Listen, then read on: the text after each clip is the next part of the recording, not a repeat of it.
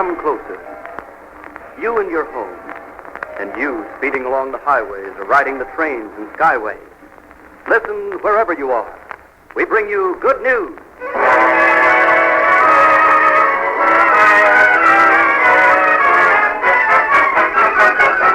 Listen, America, we bring you good news.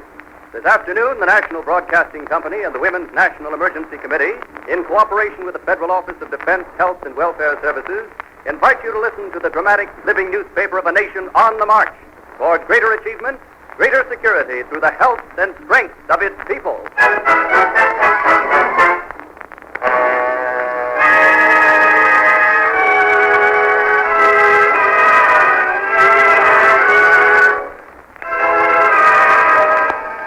This afternoon, Listen America presents as its guest one of radio's favorite daytime programs, Big Sister, the distinguished scientist of the United States Public Health Service, Dr. Floyd S. Goff, the motion picture star, Warren Williams, and the popular singer, Miss Irene Beasley. Our orchestra is conducted by Merle Kendrick. And now, here is our master of ceremonies, the distinguished editor, writer, and news commentator, John B. Kennedy.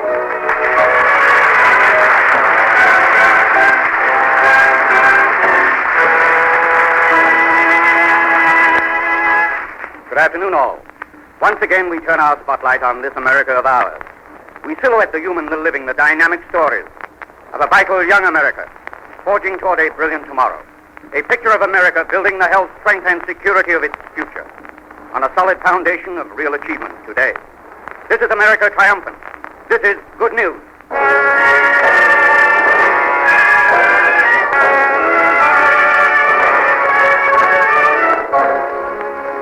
Here is good news from the farmers of America. Food for Americans, food for the British, food in reserve for the hungry of Europe. That's the triple challenge that faces American farmers as they wind up the 1941 crop year and begin to plan for 1942. Not so long ago, Paul H. Appleby, Under Secretary of Agriculture, returned from England with facts and figures on the food situation. In a recent speech in Kansas City, he said, "Every boatload of food we send to England reduces the time that will elapse before the democracies of the world triumph over Hitlerism. I brought back facts and figures. We must translate them into freight and cargo." And to bring those facts and figures to the farmers of America, Secretary of Agriculture Wickard himself traveled thousands of miles, spoke at scores of farm meetings.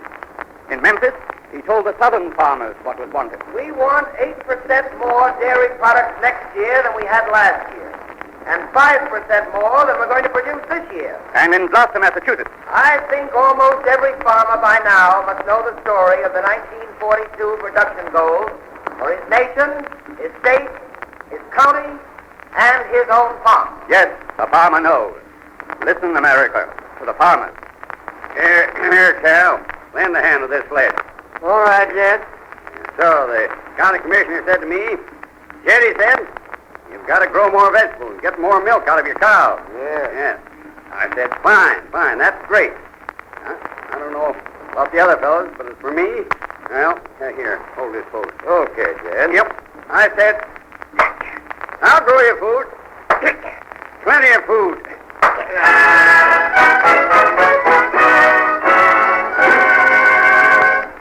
And so the farmers of America answer the call of freedom, producing in greater and greater quantities those foods vital to our health, strength, and security. The right food will keep us strong, and our strength will keep us free.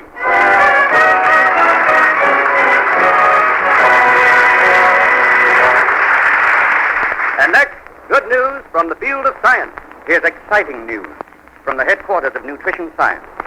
The laboratories where the search goes on night and day for new knowledge of what we need for health and strength. Today we bring you exciting news of a discovery about one of the new vitamins, pantothenic acid. And our guest scientist, who is going to tell you all about it, is the distinguished biochemist of the National Institute of Health of the United States Public Health Service, Dr. Floyd E. Goff. Thank you, Mr. Kennedy. I noticed you kept using the word new in speaking of pantothenic acid. It's so new, in fact, that we haven't had much time to get acquainted with it, even in the laboratory. Well, I see where only last week Dr. Roger Williams received the Chandler Medal of Columbia University for his work in identifying pantothenic acid, this new member of the B family of vitamins. Yes, that discovery was announced only last year. And I noticed that pantothenic is called the acid of life, necessary to all living creatures. Is that correct? Well, Mr. Kennedy, it seems almost certain that pantothenic acid is not only necessary for life, but for the health of man. I have to put it this way because we've experimented with pantothenic acid in animals, but not in man. Well, what happens in the case of the animals, Dr. Dice, when they are deprived of pantothenic? Nothing good, I assure you, Mr. Kennedy. Without this vitamin, young rats fail to grow. There often doesn't seem to be anything drastic the matter with them, but they die suddenly. When we make an autopsy, we find that there are hemorrhages in the adrenal gland, and that many of the cells there have been destroyed. Well, I suppose the adrenal glands are responsible for the adrenaline that our bodies require. Exactly. The adrenal glands form, store, and secrete several substances which are vitally necessary to the health of the body. Well, can you give us an example, Doctor? Adrenaline, for one. When we are frightened or angry, we need a quick access of energy for quick action, and adrenaline helps to make this energy available. Another vital substance secreted by the adrenals is cortisol, which has to do with regulating the salt balance of the body. When this balance is disturbed and the potassium level in the blood gets too high, that is dangerous. Well, in your experimental animals, Dr. Dobbs, can you cure the condition originally brought about by starving them of pantothenic acid? Yes, if we add pantothenic acid to their diet, provided our patients are not too far gone, the cells of the adrenal gland will then regenerate. And not only that, rats which get their pantothenic acid do not develop the disease condition of the adrenals. Well, can we say then, Dr. Dobbs, the pantothenic acid is a protective factor of... We interrupt this program to take you to the NBC newsroom. From the NBC newsroom in New York, Honolulu. A naval engagement is in progress off Honolulu with at least one black enemy aircraft carrier in action against Pearl Harbor defenses. This bulletin from the NBC newsroom in New York. Back to our programs now. On the problem. But science, Mr. Kennedy, is not a question of what we hope, but of what we know. Fortunately, we can be sure that research as a whole will move forward steadily on the new ground of knowledge. Thank you very much, Dr. Dobbs, for your contribution to the dramatic news of America on the march. From the halls of science, our living newspaper quickly switches the scene to the American home. And for a glimpse of everyday people putting the lessons of science into practice, we visit one of radio's best-known families, Big Sister.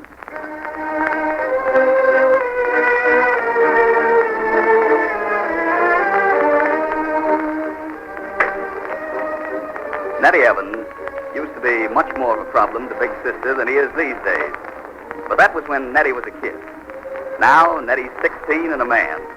Well, very close to being a man anyway. Nettie seemed to have something on his mind as he walked home this evening.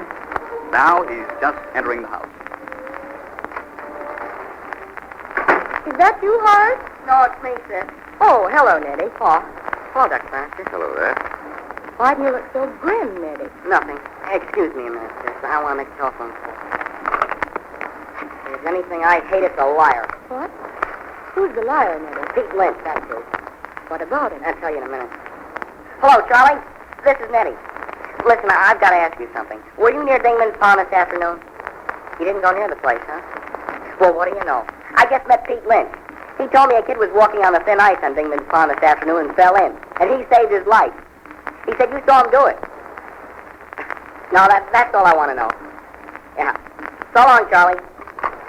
Nettie, isn't Pete Lynch that boy with the bad leg who came here to see you last week? That's right. The one whose parents were divorced? That's right, and he's the doggonest liar you ever saw in your life. Why, he told me... Yes, sir, we heard that. He told you he saved someone's life. Yeah, and it was a lie.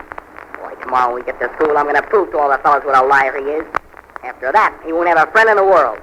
Does he ever hurt people with his lies, Nettie? Well, no, he doesn't hurt them. What good does it do him to lie?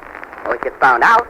Nettie, I wish you wouldn't expose him before the other boys tomorrow. Why not? Gee, sis, you're not sticking up for a liar, are you? No.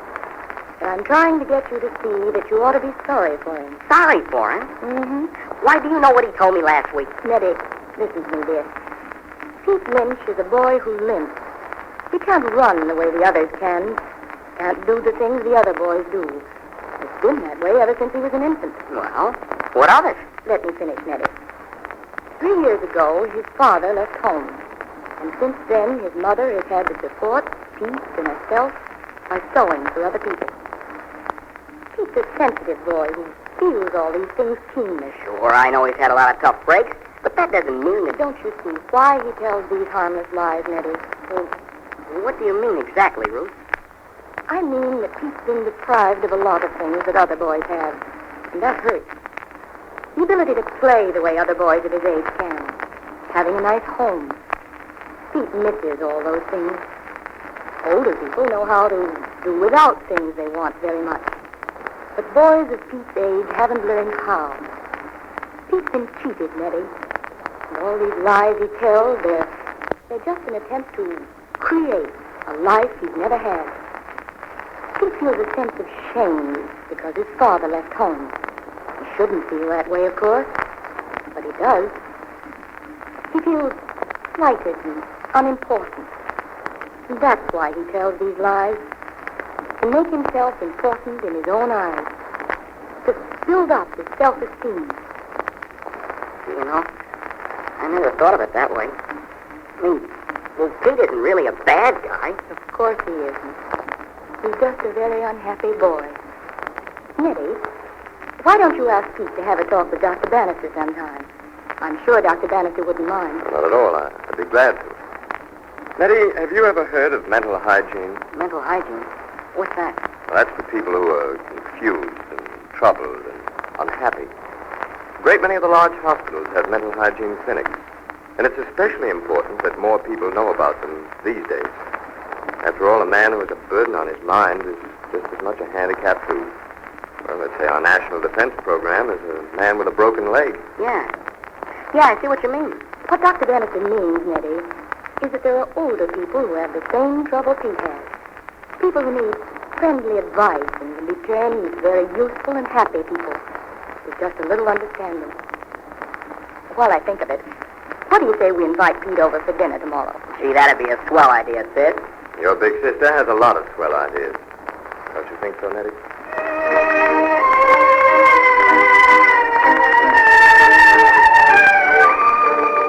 Thank you, members of the cast of Big Sister. Thanks, too, to your sponsors, the makers of Brinso, for pointing up the importance of healthy thinking and the need for tolerance in our forward strides toward better health, better strength, better security.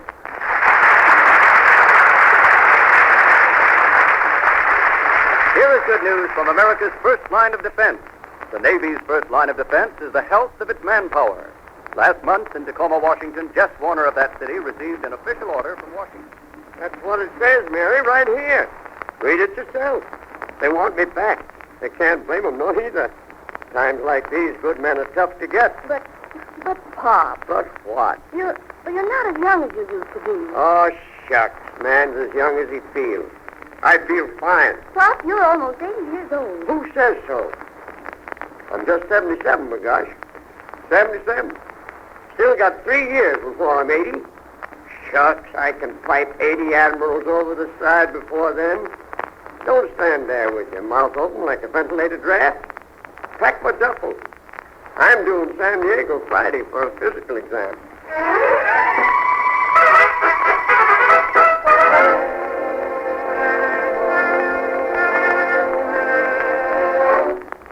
Warner? Yes, sir?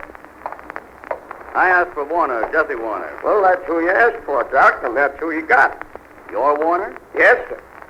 Chief Bosun's made Warner retired. I guess they want me back. How old are you? 77. Sit in the chair. I want to check your teeth. Chief, don't have to sit in the chair for that. There you are, Doc. Upper and lower. Don't figure you'll find any cavities in these teeth. I paid $95 for them, for gosh, and they're perfect.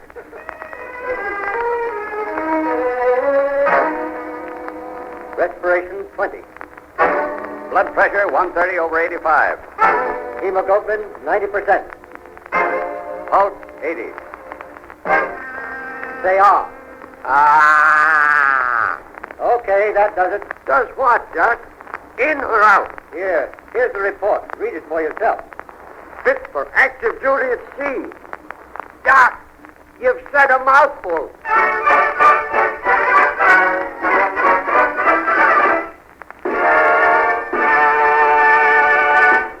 Today, Bosun's mate Jesse Warner of Tacoma, Washington, is wearing his heart on his sleeve. for his heart is the Navy, and the Navy has given him back his stripes. Sailing the seas along with Bosun Jesse Warner are hundreds of thousands of other strong Americans, healthy men, keen and vigorous, alert for the split-second emergency that strikes without warning. Aboard a submarine somewhere in the Atlantic. In the cool, black hours before dawn, Samuel F. Chiarelli, fireman first class, grips the handrail as he stands his watch. At exactly 11 minutes past 2, a tremendous wave rushes over the deck. Man overboard! Man overboard! Man overboard! Man overboard! Reverse the engine quickly. Aye, aye, Captain. Now get lines and hooks ready. I'm going over the side. But, Captain. But be quick. Aye, aye, sir.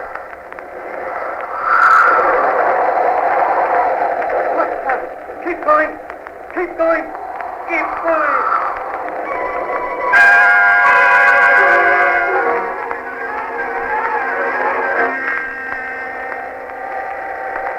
There you are, Sam.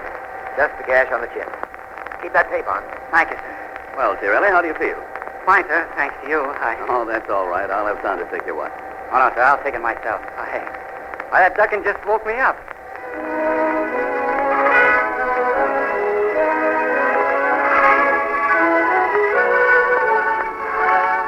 And at 2:30 a.m., less than an hour and a half after Samuel Chiarelli faced death in the wild Atlantic, the call came, "Forward watch, all's well." And in West New York, New Jersey, some weeks later, a mother penned a few grateful lines to Secretary of the Navy Frank Knox. Thank God for the quick action and training of the commander or captain.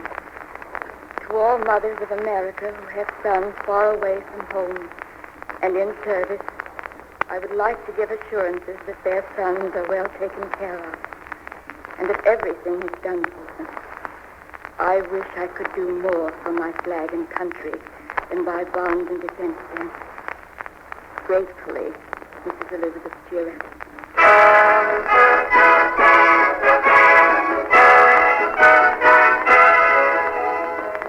So the Navy builds its men, conscious of the fact that the strongest armor of the fleet is the health and strength of its men.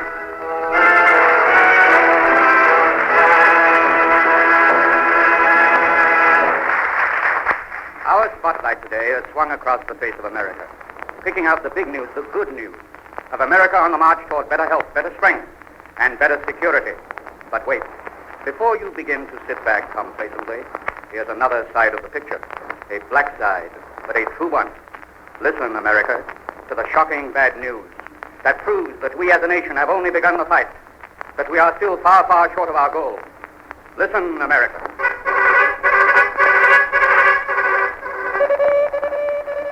From Thomas Farron, Surgeon General, U.S. Public Health Service. More than 40% of the people of the United States are undernourished or malnourished.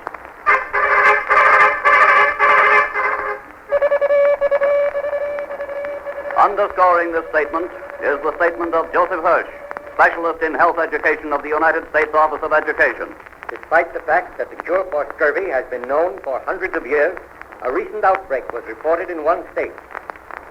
From the NBC Newsroom.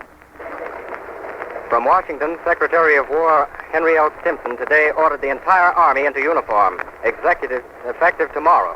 His order applied to every one of the Army's 1,600,000, including the thousands of officers and men on duty in administrative posts in the War Department building who heretofore have been permitted to wear civilian clothes. And Norfolk, Virginia, Colonel to the War Department building who heretofore have been permitted to wear civilian clothes. Japanese nationals in the strategic naval center of Norfolk today, as soon as he learned of the Japanese attacks on the Japanese air attacks in the Pacific, requesting all officers and men attached to the district, or vessels of the district, to report to their stations or ships. When you go to buy one for a family, Susquehanna. Rear Admiral Charles A. Blakely of the 11th Naval District today issued orders shortly after announcement of the Japanese air attacks in the Pacific, requesting all officers and men attached to the district or vessels of the district to report to their stations or ships immediately. The district embraces Southern California from San Luis Obispo south to the Mexican border and all of Arizona and New Mexico. For the latest news on the Pacific situation, keep tuned to this station. We return you now to our regularly scheduled program. today, in some form such as soup, gravies, sauces, or cheese. And here's something else. Very important and very simple that you can do. When you go to buy white bread, always ask for enriched bread. The American housewife, who values the health of her family, will certainly wish to take advantage of this. That word enriched means exactly what it says. Enriched with iron and B vitamins, the way your government wants it to be. And don't forget also that there are 7 basic foods. And you can get the right amounts of all of them if you will follow the 3 golden rules of nutrition, prepared for your guidance by the greatest nutrition scientists in the world. Listen, America, to the substance of the 3 golden rules of nutrition. Golden rule number 1. The 7 basic foods for boy and health are milk, meat, seafood, eggs, green vegetables, fruit, and bread with adequate vitamins in it. Golden rule number 2. Every day, be sure your diet includes A pint or more of milk. Enriched bread or flour, whole wheat bread or cereal. a tomato, an orange, a grapefruit, or their juices. A big helping of green leafy vegetables. A portion of eggs or lean meat. Or seafood. These foods give you an abundant supply of vitamins, minerals, good proteins, and energy. Golden rule number 3. Then eat anything you like, unless, of course, your doctor has you on a special diet. Yes, and we believe that if everybody would take to singing about right food, a lot of people would take to eating it. That's what Miss Irene Beasley, the composer of our official health song, believes too. And here she is to sing it for us today. I sing good health to you, good health to you. For when you keep healthy, you're wise and you're wealthy. And say, here's how we spell health today. H means have vegetables, leafy and green. E is for eggs or for meat that is lean, while A is a change now and then if you wish. Instead of the eggs or the meat, have fish.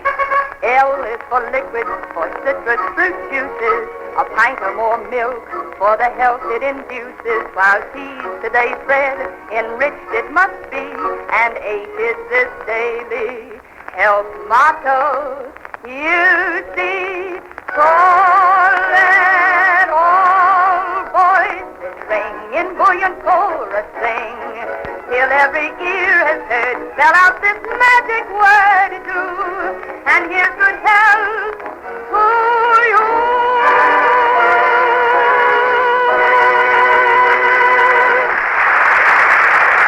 Thank you, Miss Beasley.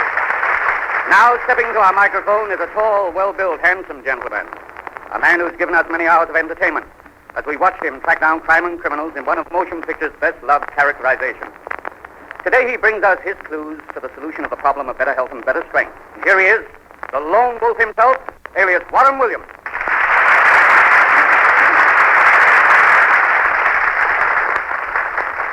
Thank you. And I do wish, Mr. Kennedy, that my screen deductions would be as simple as my theories are in this case. Malnutrition is a killer, no doubt about that. It stalks its prey with all the cunning of a tiger and strikes without warning. What weapons do you use to combat this killer, Mr. Williams? I try to use plain common sense. Hollywood is a favorite playground of bad health. What? Not the city, mind you, glory, no, but the people, the motion picture people in particular. They're constantly in a whirlwind, constantly working under pressure. Common sense calls for an antidote to this kind of pressure, a chance to restock the reservoir of energy. Well, the best way, of course, is by right eating, getting the proper food. How right you are. And this is important, too. I know, because in my case, it's been extremely effective. Along with good food, the body needs a chance to catch up with itself, wind up the spring, so to speak. In other words, recreation. For instance, I like to use my hands. I like to build anything. Anything. And on my little ranch in the San Fernando Valley outside of Hollywood. From the NBC newsroom in New York. London Prime Minister Churchill and John G. Winant, United States Ambassador to Britain, are conferring tonight. They met a short time after President Roosevelt's announcement that Japanese planes had attacked Hawaii and the Philippines. The British government previously had served notice that it would declare war on Japan within an hour of any such declaration by the United States. But there has been no declaration of war as yet. The Secretary of War has just announced that all military personnel on active duty is to appear Monday in uniform. For the latest news on the Pacific situation, keep tuned to this station. Back to our regular program. Well, that's fine. Fruit juices are one of our 7 basic foods, you know. So I heard. That list was most interesting. I wish I could say that I have had them all on my diet, but honestly, one or two, never mind which, has been a bit absent from my dinner plate. But rest assured, Mr. Kennedy, that deficiency will be taken care of in the future. You see, the lone wolf has taught plain Warren William a number of good lessons. One is this: never attempt to corner a killer until you know his methods, his habits, his weaknesses. So I'm going to take advantage of all your clues, all of them, in my own personal search for better health. It's the biggest case I've ever handled.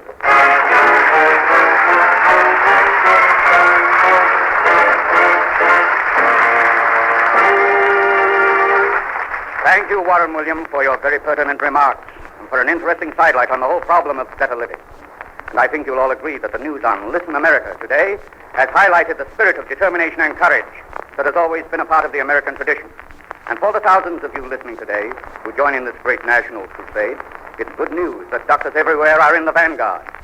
Listen America to a vitally important message from Washington sent just this week to 90,000 American physicians by Paul V. McNutt, Federal Security Agency Administrator and Director of Defense Health and Welfare Services. Quote, strong leadership in the campaign for improved nutrition must come from physicians.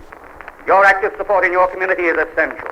Nutritious foods may well determine the effectiveness of the national defense. The people must understand. They look to you for guidance. This is John B. Kennedy, reminding you that the right foods mean a healthier, stronger, and more secure America.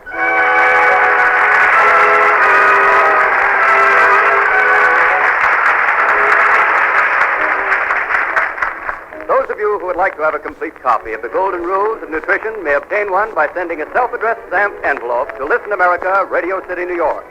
The National Broadcasting Company and the Women's National Emergency Committee invite you to be with us next Sunday at this same time for more good news of America on the March.